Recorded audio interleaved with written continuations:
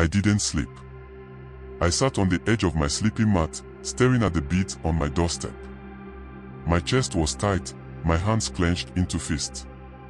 I should have woken someone up. My uncle lived 2 huts away.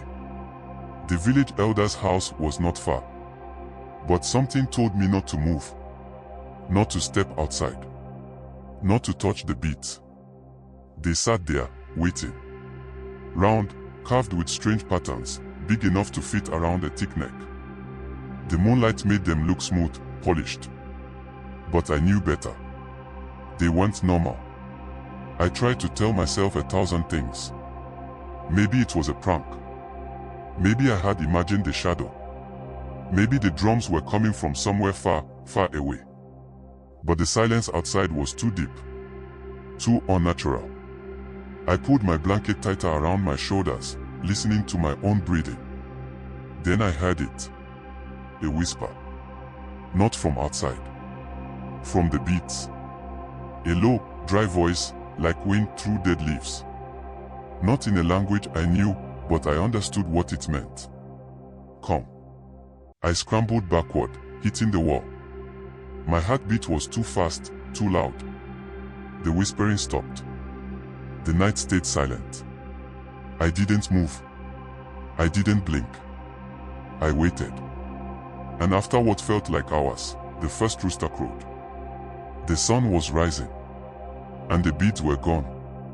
Morning came, but I didn't feel safe.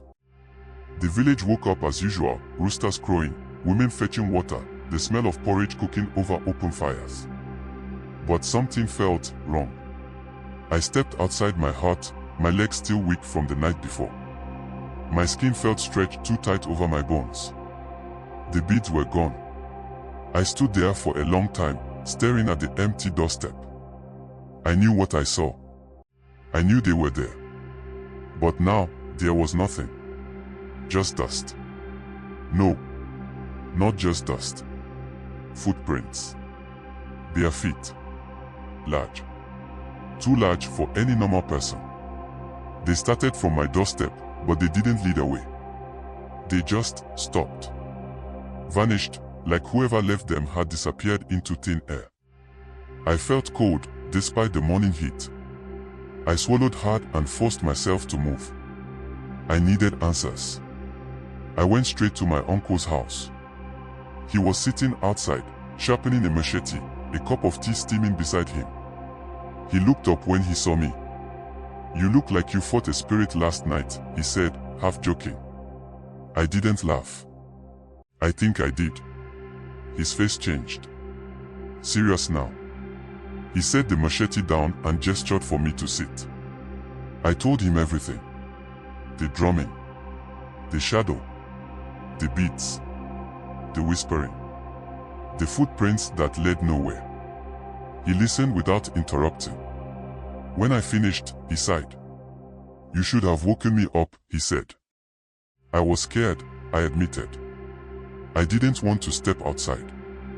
"You were right not to," he said. His fingers tapped the wooden table, like he was thinking fast. Then he looked straight at me. "Did you touch the beads?" I shook my head. "Good," he said. "That means it's not too late." I frowned. Too late for what? He didn't answer right away. Instead, he got up, disappeared inside his hut, and came back holding something wrapped in cloth. A small gourd, filled with something that rattled when he shook it. He placed it in front of me. "Keep this by your door tonight," he said. "No matter what happens, don't step outside. And whatever you do," he leaned closer, "don't answer if it calls your name."